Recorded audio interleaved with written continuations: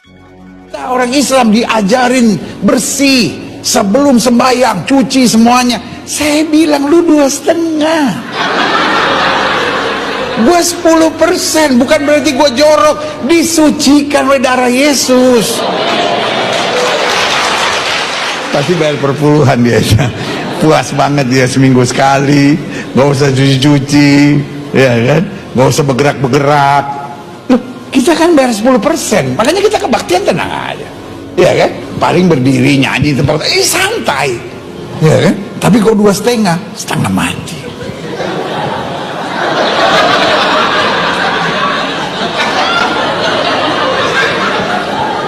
Yang paling berat terakhirnya mesti lipat kaki. Dan untuk itu kalau berkenan saya pegang tangan Pak JK, saya cium tangan ini sebagai tanda kepada umat muslim saya memohon maaf sekali lagi.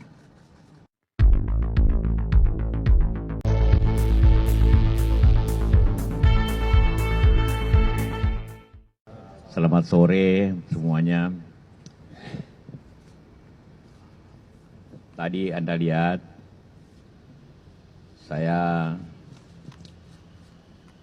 didatangi dan berjumpa dengan Pendeta Gilbert dan juga teman-temannya putra-putri. Saya ditemani oleh Pak Profesor Kabarudin dan Profesor Imam Adera Kutni, Sekjen DMI. Tadi kami dijelaskan oleh Pak Pendeta tentang video yang beredar yang menimbulkan tentu banyak pihak terkejut. Saya sih terkejut, kecewa juga waktu melihat itu, dan jelaskan karena bagi saya hidup di negeri yang tercinta ini kita saling menghargai satu sama lain. Apapun agama kita harus toleransi. Untuk toleransi harus saling menghargai. Dalam Islam itu ayatnya lakum dinukum waliyadin. Agama saya, dan agamamu. Kita saling menghargai tapi tidak saling mengkritik ataupun menghina apalagi. Kemudian saya dijelaskan bahwa itu pertama pernyataan internal, kebaktian sebagai pendeta, ya. Nah, dan itu tidak dimaksud seperti itu. Tapi jelasnya mungkin Pak Gilbert pendeta menjelaskan sendiri. Baik. Ya, baik, saya Gilbert Lumondong. Jadi pertama-tama terima kasih buat Pak JK, Profesor Komarudin Hidayat dan juga Pak Imam. Jadi yang selanjutnya izinkan saya ucapkan minal aidin wal faizin buat kawan-kawan sekalian yang merayakan Hari Raya Idul Fitri. Dan di momen yang sebetulnya indah ini biarlah jangan ada ketegangan di kita. Pertama-tama sebelum saya lanjutkan kalimat saya ini, mendingan saya dengan segala kerendahan hati minta maaf karena kegaduhan yang ada, karena sebetulnya kita lagi sibuk setelah Pilpres, mau menyambut Pilkada, dan baru saja merayakan Idul Fitri, Hari Raya yang baik, dan umat Kristen baru saja merayakan kebangkitan Kristus, lalu mau menyambut kenaikan ke sorga. Jadi saya pikir ini suasana yang harusnya baik. Untuk itu sekali lagi saya minta maaf kalau ada segala kegaduhan. Beberapa catatan yang perlu saya garis bawahi. Yang pertama, pasti tidak ada niat saya untuk mengolok-olok apalagi menghina. Sama sekali tidak. Kenapa? Karena saya dibesarkan di kampung di Tebet dan rumah saya hanya 200 meter dari masjid. Dan itu tempat main saya, masjid itu. Lalu kemudian saya dibesarkan di SD Dewi Sartika. Saya belajarnya bukan agama Kristen, di sekolah itu nggak ada guru agama Kristen, sehingga saya harus belajar agama Islam. Jadi saya dibesarkan dengan kehidupan yang cukup dekat dengan umat Muslim dan buat saya saudara saya sendiri. Nah, lalu kemudian beberapa hal juga yang perlu diketahui. Yang kedua, itu adalah ibadah intern yang tidak berlaku untuk umum. Tetapi karena jemaat kita ada dua, ada jemaat gereja, ada jemaat online, jadi otomatis ada di YouTube kami. Tetapi itu jelas ada tulisan ibadah minggu. Jadi karena itu sama sekali tidak dimaksudkan untuk umum.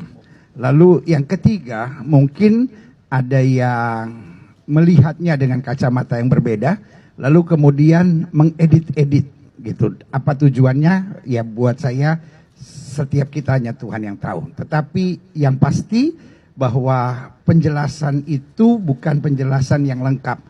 Penjelasan yang lengkap sebetulnya itu sebagai otokritik umat Kristiani, di mana saya bilang bahwa ibadahnya orang Muslim misalnya cukup setengah mati. Kenapa setengah mati? Karena berat.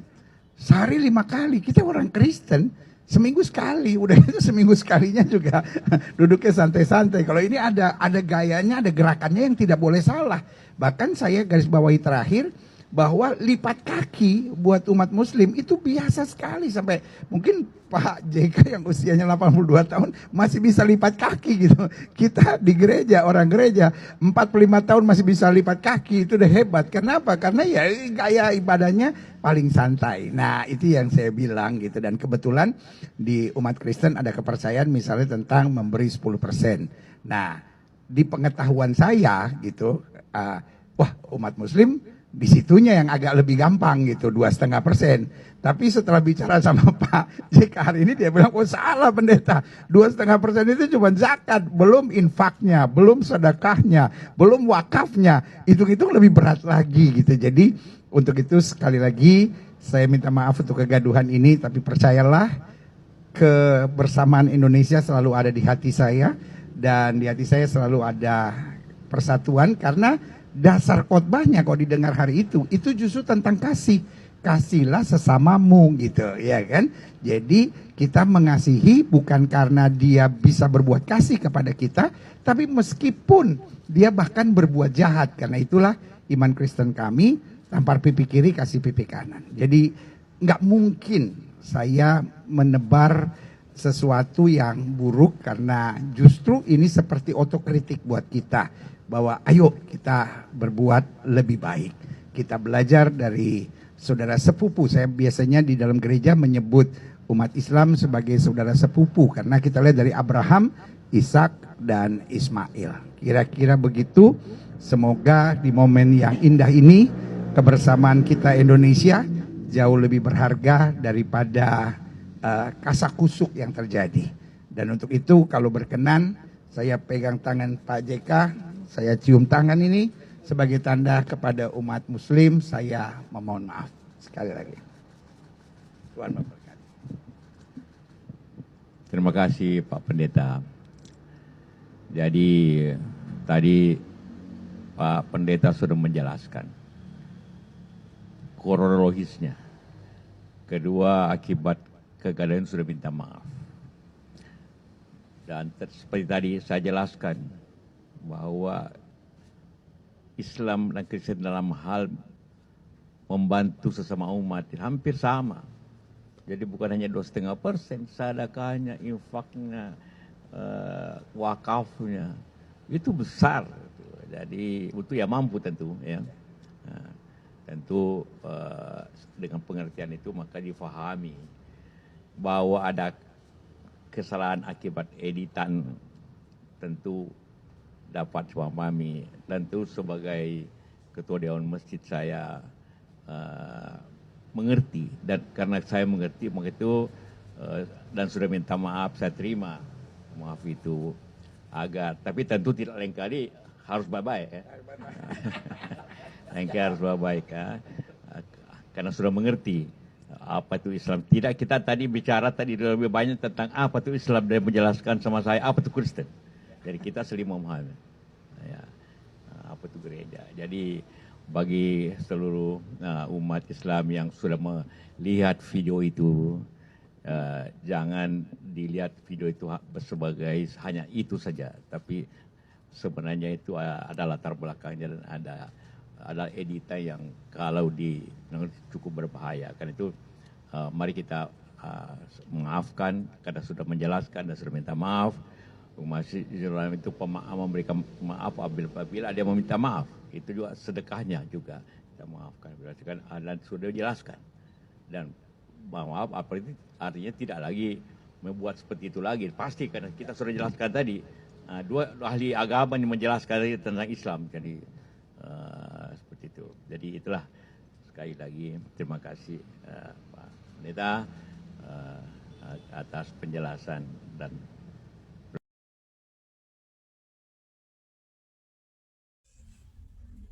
Halo teman-teman semuanya, kembali lagi bertemu dengan Mega Wijaya. Ya, pada kali ini saya ingin membahas ya, sebuah topik yang tiba-tiba saja muncul dan membuat kita itu ya kaget boleh, tapi juga menyesal juga boleh. Kenapa harus terjadi? Ya, sambil kita menunggu keputusan MK tanggal 22 April besok ya.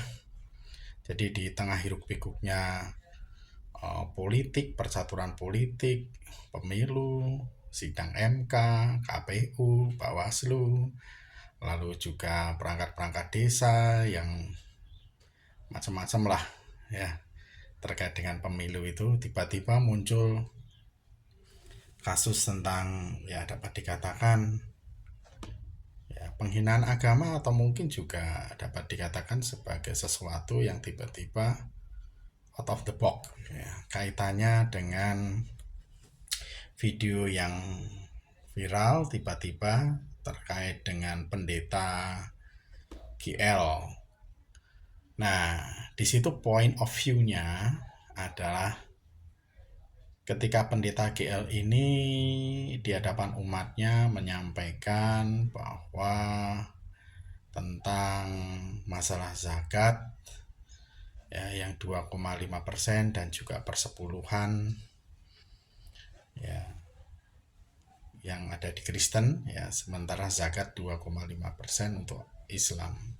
Lalu juga menyinggung juga masalah mengenai cara bagaimana umat Islam berdoa dan lain sebagainya. Nah, saya sebagai yang fokus terutama dalam bidang hukum dan juga tentang cara berpikir atau bagaimana kita berpikir kritis di sini, saya mengamati bahwa pendeta GL ini mengalami kesesatan cara berpikir.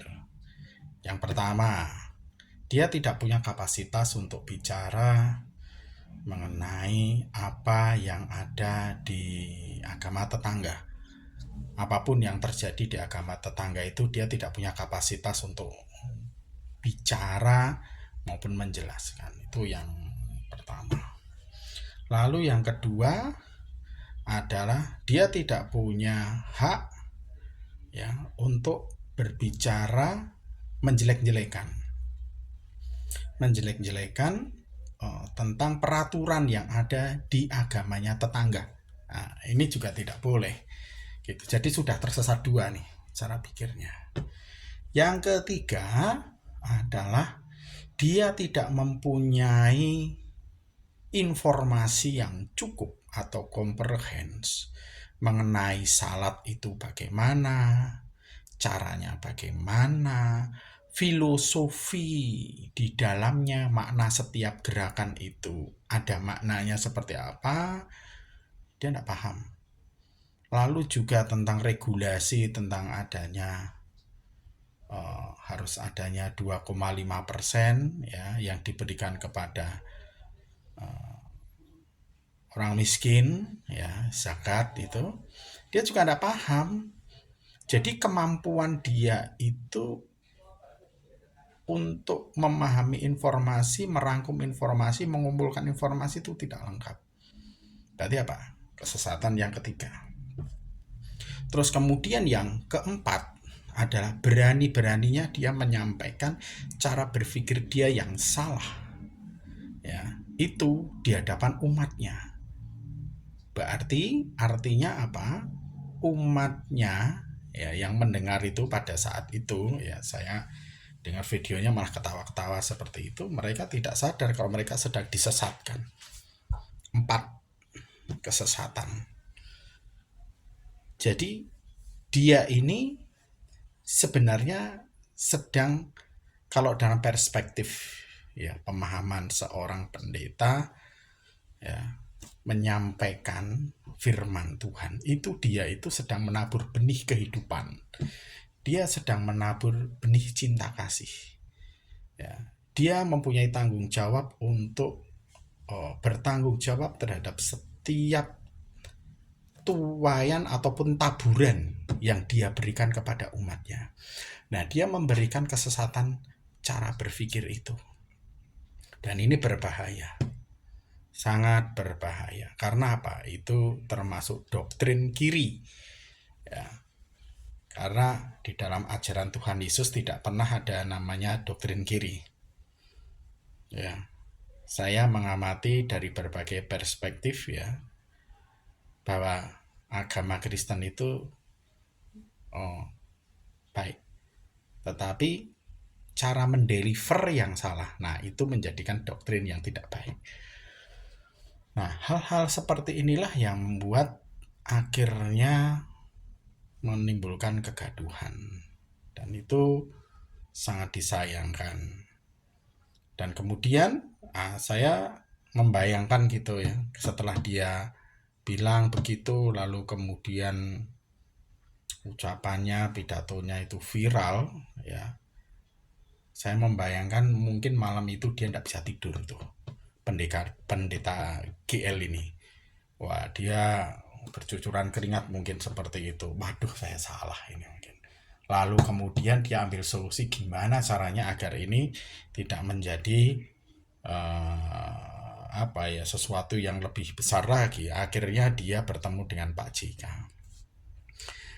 Nah, ketika bertemu dengan Pak JK pun juga akhirnya dia menunjukkan bahwa memang dia mengakui bahwa kemampuannya dia ya menyampaikan informasi itu tidak lengkap. Yaitu apa? Dia mengakui bahwa ternyata zakat 2,5% itu baru hal yang kecil gitu. Belum yang hal yang lebih besar lagi. Ya, tentang arti kata memberi itu tadi dalam versi agama Islam. Dan seperti itu berarti ini berbahaya sebagai seorang pendeta yang tugasnya memberikan informasi, yang tugasnya dia menaburkan benih kebaikan. Dia hanya mempunyai ilmu yang sedikit, dia hanya mempunyai satu informasi yang sedikit, tetapi dia berani-beraninya menyampaikan itu di depan umat. Ya, kalau umatnya kritis tidak apa-apa. Cuma masalahnya umatnya belum tentu kritis semua. Gitu. Ada yang menerima mentah-mentah, ada yang menerima setengah mentah, ada yang menerima bulat-bulat. Ya. Ada yang menerima sedikit kritis, ada yang menerima kritis. Nah, ini tidak dipikirkan. Ya. Dan ini menjadi sesuatu yang tidak boleh disepelekan. Hanya cukup dengan permintaan maaf, saya kira itu tidak cukup. Ya, karena di situ banyak hal yang terkait dengan satu, dia memanfaatkan teknologi. Ya. Yang kedua, dia menyebarkan doktrin yang salah. Ya. Dia tidak cukup hanya minta maaf kemudian selesai. Ini harus ya, kalau saya mendorong harus ada langkah hukum ya. Harus ada yang melaporkan ya. Harus ada yang melaporkan, terutama ya yang merasa dihina atau merasa dizolimi atau merasa ya diganggu. Seperti itu. Karena apa? Ini berpotensi untuk, kalau dibiarkan, berpotensi menjadi sesuatu yang berbahaya gitu. Walaupun saat ini dia berusaha untuk kesana kemari minta maaf, ya harusnya dengan kapasitas sebagai seorang pendeta itu sebelum bicara dia harus preventif. Karena memang begini, mulut itu kadang-kadang lebih cepat daripada daya pikir. Pikiran itu lambat gitu. Sedangkan mulut itu cepat, sehingga controlling untuk menyampaikan itu tidak ada gitu. Maka dari di sini sangat berbahaya sekali. Saya justru sekarang menanyakan kapasitas kemampuan dari pendeta GL ini.